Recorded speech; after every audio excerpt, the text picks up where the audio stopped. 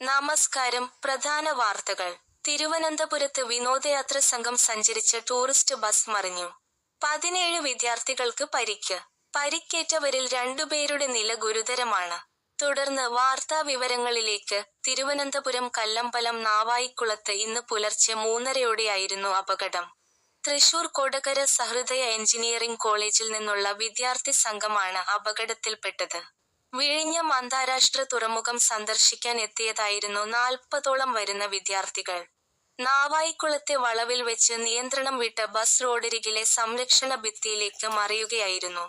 പുലർച്ചെ സമയമായതിനാൽ അപകടസമയത്ത് ബസിനുള്ളിലുണ്ടായിരുന്ന വിദ്യാർത്ഥികളെല്ലാം നല്ല ഉറക്കത്തിലായിരുന്നു. വലിയ ശബ്ദം കേട്ട് ഓടിക്കൂടിയ നാട്ടുകാരാണ് ആദ്യം രക്ഷാപ്രവർത്തനം നടത്തിയത്.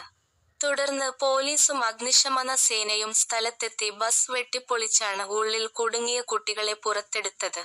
പരിക്കേറ്റവരെ പാരിപ്പള്ളി മെഡിക്കൽ കോളേജിലും തിരുവനന്തപുരം മെഡിക്കൽ കോളേജ് ആശുപത്രിയിലുമായി പ്രവേശിപ്പിച്ചു. ഡ്രൈവർ ഉറങ്ങിപ്പോയതാകാം അപകട കാരണമെന്നാണ് പ്രാഥമിക നിഗമനം. സംഭവത്തിൽ കല്ലമ്പലം പോലീസ് കേസെടുത്ത് അന്വേഷണം ആരംഭിച്ചിട്ടുണ്ട്.